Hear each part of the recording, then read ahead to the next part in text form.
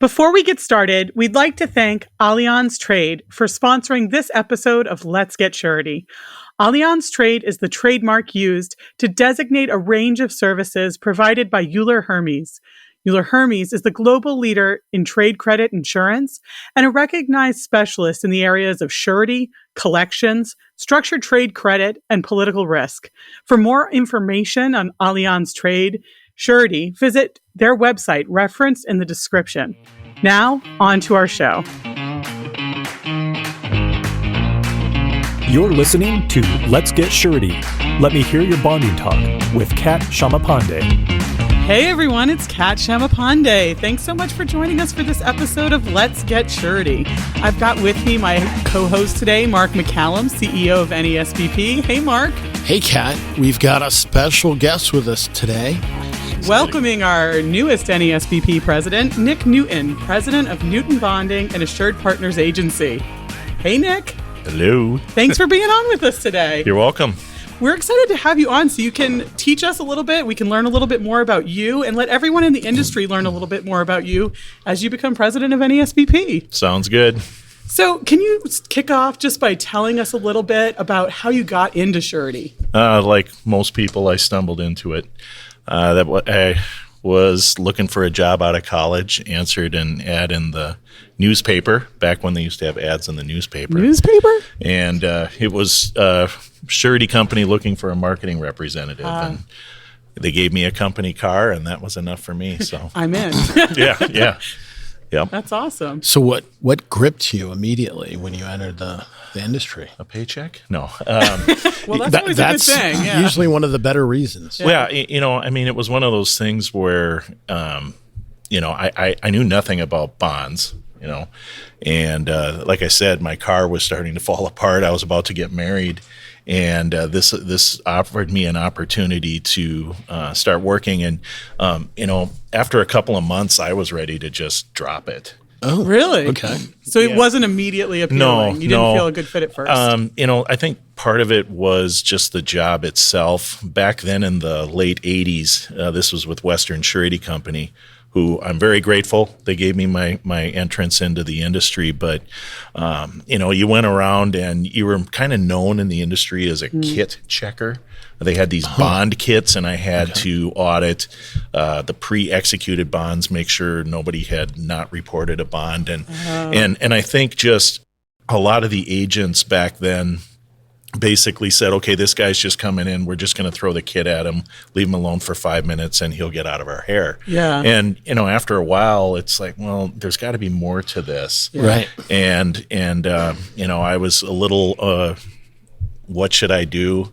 And I started just going, well, maybe this isn't it. But at the same time going, I just got this job. And I ended up talking to my mom about it. And I was talking about how I just wanted to, I don't know, I was thinking of quitting. And I was raised by a single mother. and she just said, well, no, wait a minute. Are you giving it your best? Yeah. I go, no. And she said, well, I didn't raise you to not give it your best. You give it your best the first time. You don't have to do anything or redo anything. And she said, why don't you give it a year? Mm. And if after a year and you've given it your best and you still feel this way about it, well, at least then you can leave and not be a quitter. I didn't raise a quitter. And so by the time a year was over, I was into it. Things were going better. I was invested in the job itself. I figured out ways to get value out of it. And the rest was history. It's been like 33 years. That's awesome. So now, how long did you spend on the company side? Yeah, a total of 7 years, and it was primarily marketing. Okay. So again, Western Surety was the first company. I was a marketing rep for them for about a year and a half. At that point, they promoted me to one of their 4 regional supervisors. Yeah. And so that I think that was actually the first real hook. Was all of a sudden I wasn't working just my state and the limited bonding requirements there. All of a sudden I was traveling to roughly a third of the country. Yeah. And everywhere I went, it was something new. And that's when I thought, okay, I'm not getting bored anymore. There is so much out there for me to learn. And, I ended up doing that for about a year and then left because I was traveling Monday through Friday every single week. Wow. That's a lot. And newly married, it was starting to put a strain. Yeah. And so I got a job with United Fire and Casualty out of Cedar Rapids, again, doing marketing for the bond department. But then I started to get exposed to a little bit of underwriting and a little bit of claims. Okay. So the world kind of expanded. You got to see more about what surety was all about. At almost a drip pace, it wasn't, here's a whole bunch that you got to learn. It was, and some of it was just what I reached out to try to learn. Yeah. So even if you're a slow learner, you still pick it up. So it was a total of 7 years to the day that I worked on the company side. Now, were you primarily focused on the contract surety side or commercial or a little bit of both? It was primarily commercial to begin with. But, of course, there was this much sexier version of the surety side, which was contract, right? That's where the interest was with all the agents. And so I'm like, well, I want to learn that too. Yeah. And United Fire, they were great because, they gave me the opportunity at my pace with their guidance. Okay, so here's bid, performance, payment bonds. Here's how you look at a financial statement. And they eventually gave me a little bit of field authority too, once they could see that I knew what I was looking at. Yeah. But initially it was all about just get in there, get the business. I get the sense that you're very inquisitive and you like to learn. Yeah, well, I that's giving me too much credit. I don't know how inquisitive I am, but I get bored quickly. Right. So if you're going and learning new things, it feeds that. Right. It keeps you me can't challenged. get bored in surety. Right. Yeah. And that's where this became that was the start of this becoming a dream job. Was no day is the same, and then you get this rush out of finding a solution. That then if you've got a knack for problem solving or helping someone, I think that's where the greatest satisfaction came. Was somebody calls, they start explaining what they need, you go, oh yeah, okay, and you start running through the list, and they're just like, I have been trying to find somebody that even understood what I was looking for. Then it's almost like a drug. Yeah. So you spend that time, you're learning about the business. Was there a single point in time that said, hey, maybe I want to make that transition over the agency side? Yeah. Do you recall I think point? Yeah, there were a couple of things.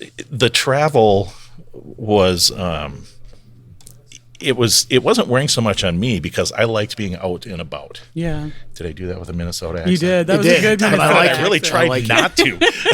Doggone it. Because that was just part of, you're never just sitting there. Yeah. But we wanted to start a family. We didn't think that me being on the road would, really help with that. Yeah. And, all my customers at that time were agents. And I was also starting to work myself out a job at United Fire. Yeah. They were changing their expectations. They had a huge agency plant, and I was charged basically with whittling that down to just the agencies that were truly producing. So as I went through, I was there 4.5 years. That last couple of years, I said, well, I was calling on 600 agents, and now I'm down to 250. Wow. You can kind of see the writing on the wall a little bit. Yeah. But yeah, I don't think there was ever a, oh my God, I want to be a surety agent. It was more, I kind of better become a surety agent. A gradual process. Right. Well, once you moved over to the agent side, how did you get involved with NASBP? This is a cool story, and it's actually very similar to Tracy's. Is it? Yeah, almost. So my first agency job was with a probate court bond agency in downtown Minneapolis, and so then my focus became very narrow. I wasn't doing contract. I was doing very little license and permit. It was all bonds for court, but that's a niche within a niche industry. Right. And so I did that for 5 years, and really taught me that side of the business.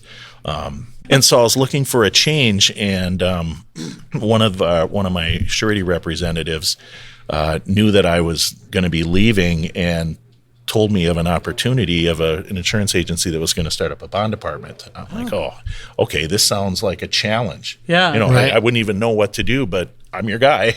And so they hired me, and at the same time, the people that I worked with at United Fire had all left to go to another surety, and that was NAS. Okay. And so I'm like, hey guys, I'd like to have a contract with you. And they said, well, that'd be great, but this company only does business with NASBP agents. And I went, thanks, NAS. What's NASBP?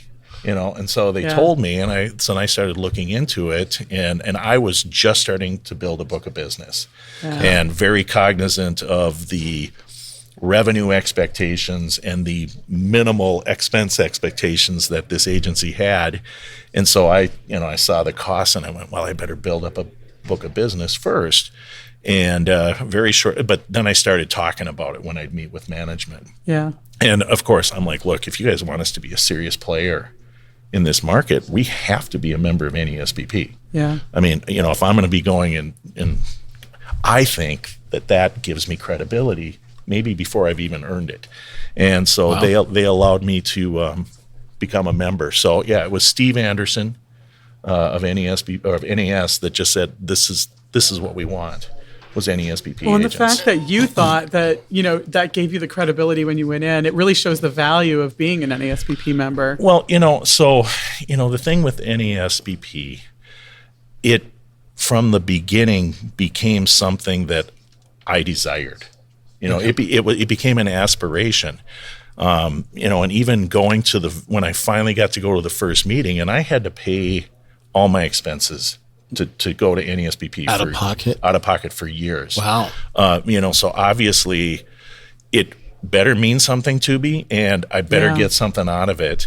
And I don't remember where the first meeting was, but I remember sitting there at the beginning of the first general session, looking through the little booklet and stuff, and just being wowed by the surety professionals that were there. And I remember leaving just going, I gotta be part of this. So how was that, going to your first meeting, like, was that intimidating at all? Or how did you feel like, how did I navigate that meeting and bring that value back to yourself and your agency? That's a great question, because, I had zero expectations or advance notice of what this was going to be like, and so you're going in blind. You show up for I show up for the first meeting, and I'm wearing a polo shirt and shorts and no socks and tennis shoes, and I walk into a ballroom where everybody's in suits. And I just went, hey, walked through, found the bar, grabbed a drink, turned around, was looking around. I go, I don't belong here. But obviously you did. And, it seems like we're kind of a friendly bunch, the NASBP community. Yeah. And I bet you there were a few folks who probably welcomed you, and then next thing you know, we're arm twisting you to get involved. Is that true? I was actually telling this individual yesterday, I said, you were the first person to come up and introduce yourself to me when I didn't know anybody. And I shouldn't say, there were a couple people from Minnesota there, but John Bastard. Okay. Oh, okay. Yep. And I saw him yesterday, and we were kind of reminiscing about the last several years. And I said, John, I don't know if I ever told you this, but you were the first person to come up and introduce yourself to me. And that made a great impression, because we talk about finding the people that are new and making them feel welcome. Right. Yeah. And for those people who don't know John is a past president of NASBP from Hawaii. Yep. Yeah. So, so it's one thing to kind of, get your first experience and then try to build that comfort level. I'm glad you saw the value. But then it's the next step is taking that leap to saying, I want to be really active as a leader. Yeah. So what was that to you? Yeah, well, so I'm sure it was at that first meeting where, every president is talking about, because we need involvement. And I'm sitting there and I go, well, that makes total sense. And right away they said, people look through the list of committees, find one you're interested in. And I look through and it's like, well, I don't, membership, finance, government, automation and technology. Here we go, because I was a one-person bond department for 10 years. Oh, wow. And so I had to do everything myself. So I'm trying to sell and I'm doing pre-underwriting, but I'm also typing up every bond. You're doing your own IT, right? Yep. And so every efficiency you could find was a lifesaver. Absolutely. Yeah. So it's like, look, if, it's got to be more than just putting a logo on my letterhead that says NASBP. And at the time, they were just starting on the toolkit forms. Okay. Oh. Yep. And then I just went, I need apps. So this was perfect. So Nick, what is the toolkit? Oh, I'm glad you asked. Because I'm still, I'm still kind of proud of that. So the Automation and Technology Committee decided, look, we're going to create a set of applications standardized based on our industry experience and knowledge, and we're going to make them available for the exclusive use of our members. And that toolkit's still available on our website. We'll make Right. sure we include a link to that for anyone who wants to go and check it out. I still use those forms. Am I correct? That was the first standardization effort Yep. in the surety industry in terms of process forms? And we'd have these phone call meetings. This was pre-Zoom and Teams and everything. And we'd slowly work through something. And then, we'd always have like an hour. Then we'd agree to meet the next month. And then we come back and there'd be somebody else on the call that wasn't on the call before. And they'd start throwing out objections to half the stuff that we'd done. So there'd be this. So we were always taking 2 steps forward, 1 step back, 2 steps forward. But eventually it all got done. Right. And, it was funny because we met so much that you couldn't make every meeting. Yeah. And I'm going to segue to the second part of your question. There came a point in time where I had missed like 3 out of the last 4 meetings. And I got a call from the then IT director of NASBP, and he left a message saying, hey, the committee chair and I'd like to have a talk with you. So I'm like, oh, man, I'm getting kicked off the committee. Geez. And I felt really bad, and I'm ready to defend myself where it's like, well, I had this going on. And so got on the call, and it was Dave and Randy Moon. And right. I'm like, hey, and how's it going? And yeah, we're calling about the committee. And right away, I'm like, you guys, I'm sorry. I was busy, and then I had this going on. And I'm like, well, no, we totally get that. That's fine. We're wondering if you'd want to chair the committee. I'm like, what? Like, seriously? Oh no, you're one of the more involved people. I didn't know that. And so of course you go, well, what kind of a time commitment is this? Yeah. I just missed 3 of the last 4, and so, it'll be this. And I said, well, why don't you call me back tomorrow? Let me think about it. So Nick, I guess that illustrates, you shouldn't miss a committee meeting because you might wind up being the chair eventually. I've seen over the years, there's been a number of times whoever's missing from the meeting ends up getting volunteered for something. I just want to go back just for a second. You said, I had an interest, you wanted to join that committee. How difficult? I mean, just the mechanics of joining a committee. Yeah, it's very easy, and it's actually easier now with the committee interest form on the website. I think back then you had to, email. It went to the president. The president is in charge of all committee assignments, not just the leadership, but every member.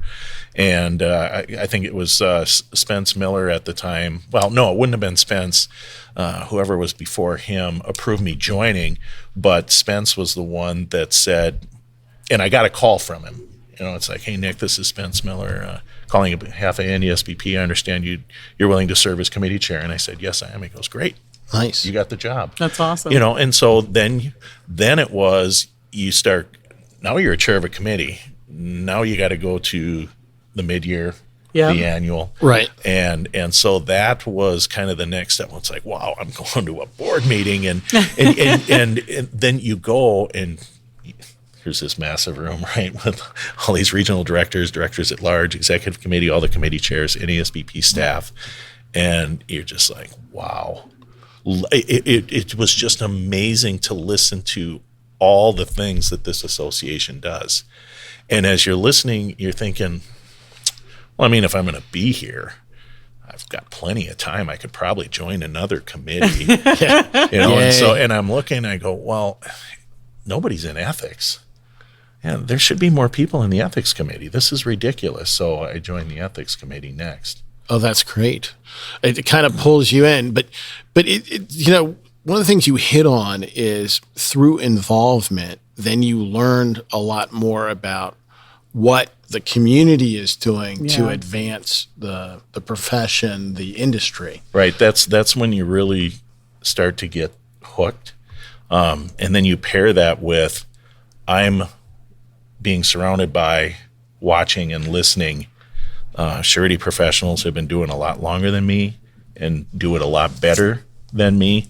And you just say, I want to be like this. Yeah. So can I have you characterize what it was like? I imagine there are times when you're not sure about something, you want to ask a peer to like a question. Yeah. What was the NASBP network like for that? I used to come home and say, I am picking up so much just by osmosis. Not literally like, skin touches and boom, knowledge transfers, but you're standing at like an opening reception or during a break, and people are just talking about stuff. Yep. Mm. And, I've probably learned more coming to NASBP functions than I have. And no offense to the educational offerings that are out there, and I'm certainly proud of the ones that we've done, but this was before that. It's just amazing. But you got to get involved, right? Yeah, you know what? And the more you do, the more you get. Well, and you got even more involved after just joining two committees. Well, yeah, then all of a sudden it's like, well, what's this regional director thing, and so I started asking, there's that salesperson. It's like, well, what do I got to do this? And okay, well, that guy's going to be there for 2 more years. Okay, well, just letting you know, I might be interested. And somebody did come up to me and say, hey, we're looking, and, I'm Region 5, so that's Minnesota, North Dakota, South Dakota, Iowa, not a huge amount of NASBP agencies, and certainly with all the mergers and acquisitions, that's slimmed down a little bit. But, so then it became, okay, you're doing this. And meanwhile, the automation and technology thing was, we had moved past the forms, and we were now in this, we got to do something about all these dual and triple entry and agency systems and surety systems. And it became this, we've got to get a way for all of this stuff to communicate. I think it was Larry McMahon said, hey, we probably need you to step off of technology because you've been doing it. Typically we have you for 3 years. I go, well, I haven't done anything yet.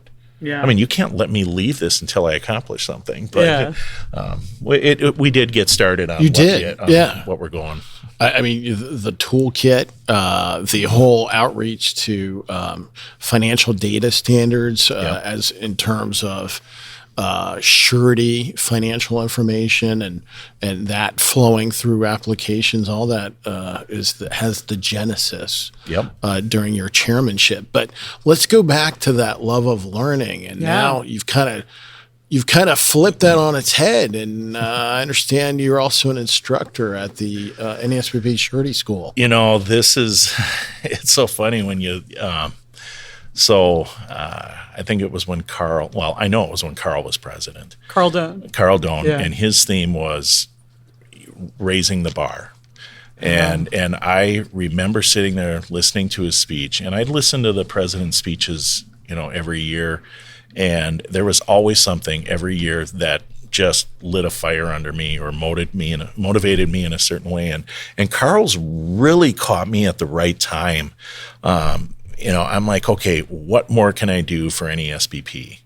And he was talking about, look, step outside your comfort zone. if that's where you need to take this. Yeah. And of course, well, I'm not going to do that, So I'm sitting there like, well, maybe I should join membership or small and emerging business. I did that, and we were you keep talking about all this with the learning from members and stuff. Yeah. We were in a bar after one of the regional meetings, and Donnie Doan, I'm talking to him, and he said, "You should teach at the Surety School."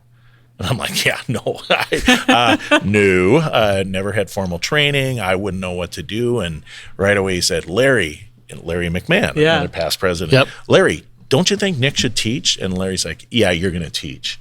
And that wasn't an ask. It was all of a sudden told. You were a teacher. And so I started arguing with him, and he's like, look, just next meeting, just show up at the professional development committee. I go, oh, another committee, okay. And so went to it, and again, Carl's words are still ringing in my ears, and they started off talking about the school first right away like they always do, and they said, we need to build up a bench. We need more instructors. Would anybody be interested in possibly auditing a class? And I'm like, then I look around, I'm the only one raising my hand. And they go, great, you should show up in January. No, this is a November mid-year board meeting. Show up in January in Houston. And I went, oh, okay, I'm going to do that. Okay. Yeah. So I showed up, and, I was told you're going to audit the class. So my understanding is you're going to observe, and you're going to figure out if this is something you want to do. Okay. No one took the time to correct me on this. So I showed up, I sat in the back of the class, and, 30 seconds in, it's like, get your butt up to the front. If you're here, Tom Padilla, if you're here, you're teaching. Yeah. I'm like, no, I'm good. I'm good. And so we talked about it, and he did let me, but he goes, when you got something to say it. So I started to get involved, and at a certain point, I'd have to get up, maybe walk up to the front, but I'd always go back to the back of the class. The third day was teaching commercial surety. Yeah. And Dee Dee Bellis walks in, and I'm sitting at the back of the class.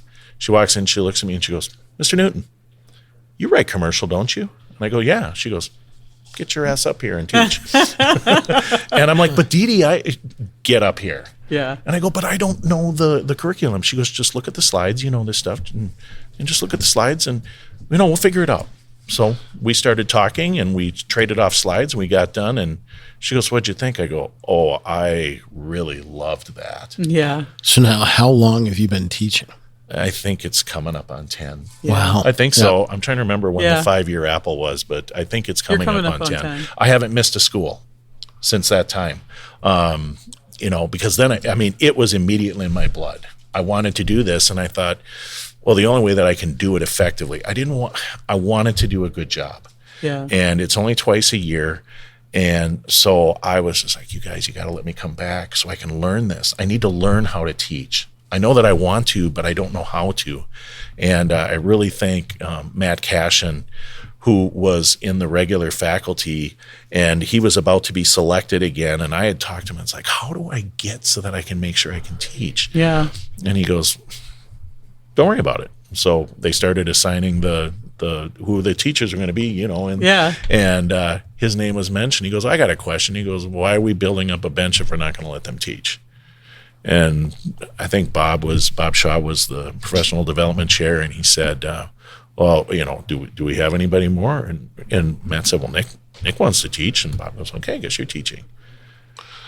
Well, clearly, I think you must be a passionate individual, and that that's something that has kind of characterized your whole experience with NASBP and your career. I would say not only do I tend to get passionate about the things I want to do, but I have been profoundly impacted by the passion that I've seen from the leaders and the other members of this association. Well, and I know that when you stepped into the presidency, you got to reveal your theme for this year. What is your theme, Nick? Well, and I got to give, I don't know how much time we have, but I got to give a little story here. So, sure. Once you get involved with the leadership, you see that every president has a theme. Yeah. And I was actually a little concerned about that because it's like, okay, what is my theme going to be? When I was first asked by Howard Cowan to be the next third vice president, that was my first thoughts is, oh my God, what's my theme going to be? Yeah. And I had done a presentation for somebody not that long ago where I was talking about working on the surety company side, working with an agent. And I said, look, somewhere at the beginning of my career, I decided that to be impactful, you had to be present with a purpose. Don't just show up, whether it's me showing up in your office or you showing up in mine. Our time is all valuable. So you got to be present so I remember you, but you can't just show up. So have a purpose. And so I thought, I got my theme. Awesome. It's going to be present with a purpose. And then a year later, Mark Munakawa announced that his theme was must be present to win. And I went, I'm back to the drawing board. And so I just, every once in a while, I just have this thought about, what a theme should be. And I couldn't get away from that present with a purpose.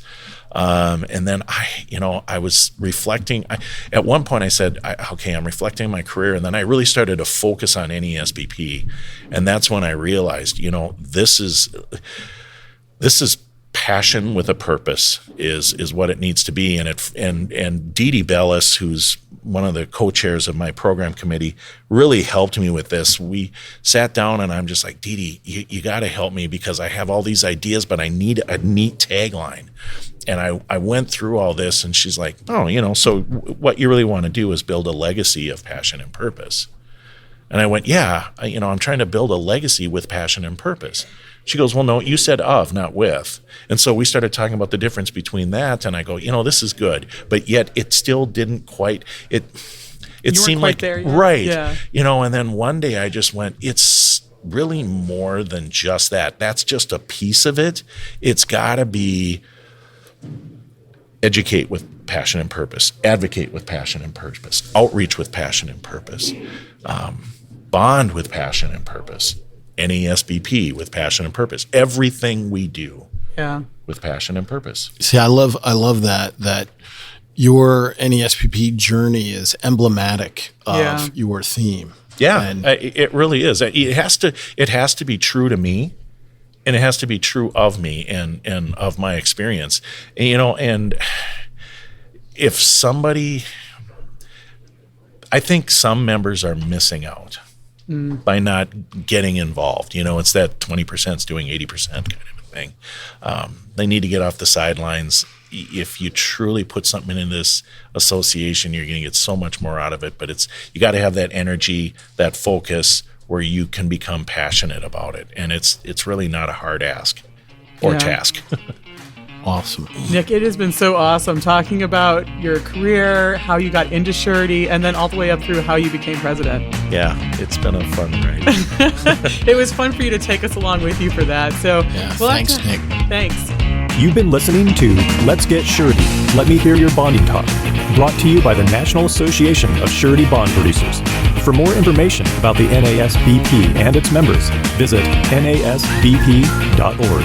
Before we go, we just want to thank Allianz Trade again for their generous support in sponsoring this episode of Let's Get Surety.